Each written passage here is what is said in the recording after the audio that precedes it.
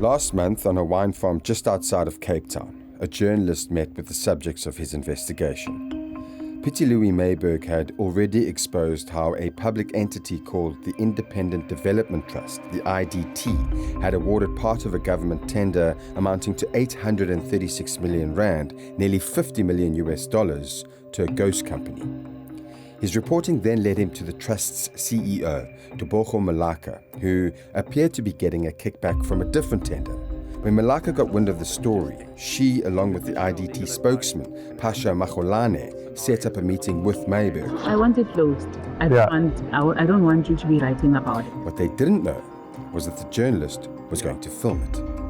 Let's start with your decision to secretly film the meeting with Moodley-Veera and Magolane. What was it about your interactions with them that made you suspicious? I was out of the blue contacted by the IDT spokesperson Magolane in early June 2025 this year.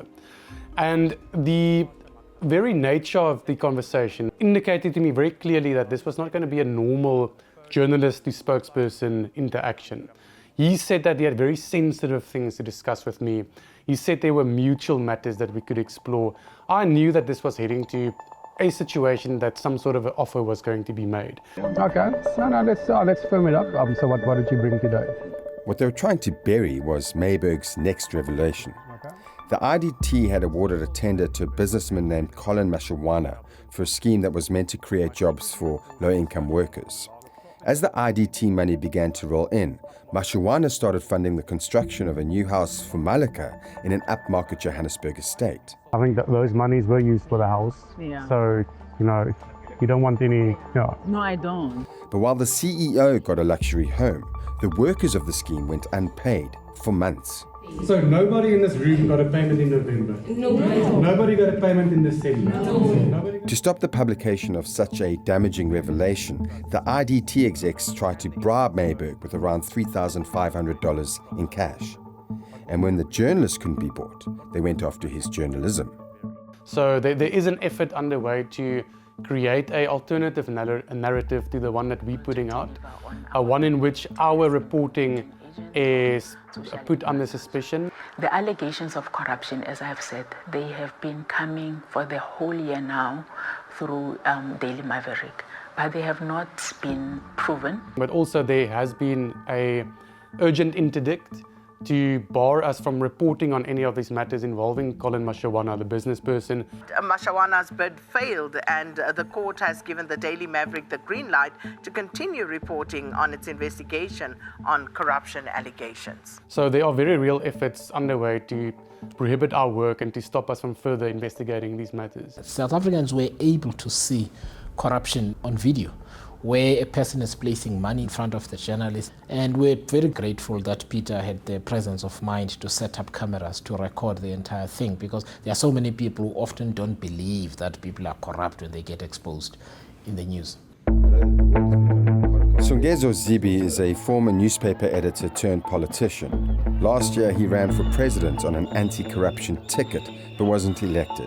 However, for the first time in the democratic era, the African National Congress lost its majority, damaged in no small part by the corruption that has plagued its rule.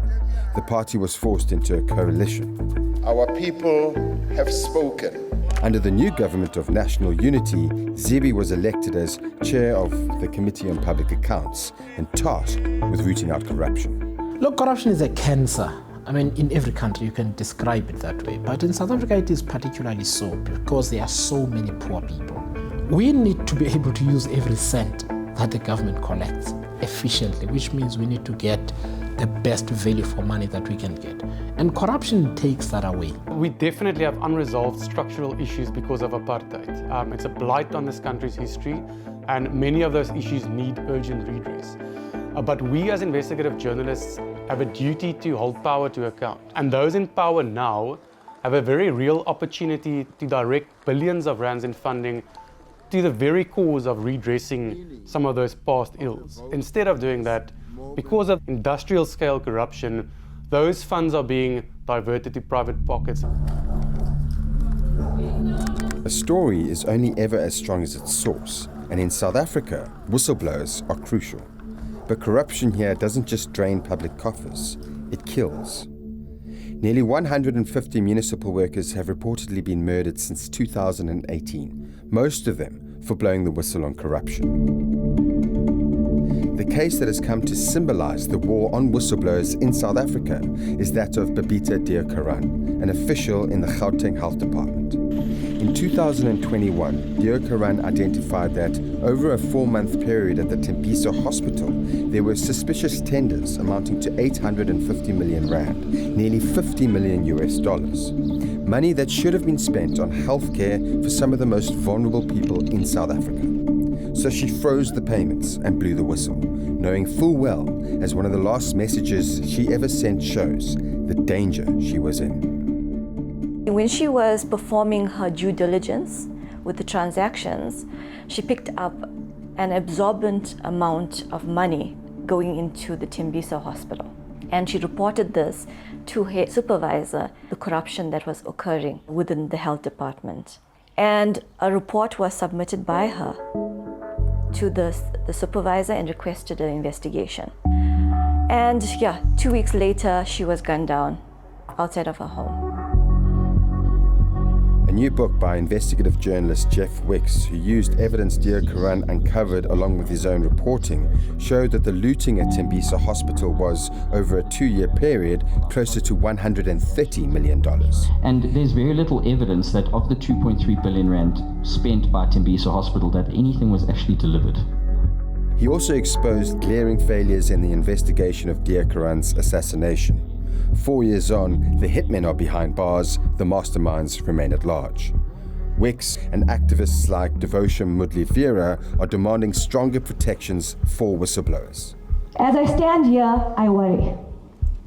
I worry for whistleblowers putting the national interest first. Because, as Moodley-Veera puts it, the current laws in South Africa aren't just inadequate, they are kept weak by design.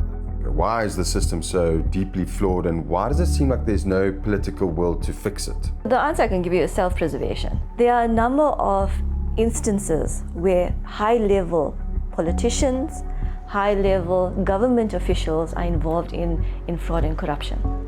And if you implement any act to address whistleblower protection, it means that it will be very damaging to them. They will be exposed. Let me share an example with you.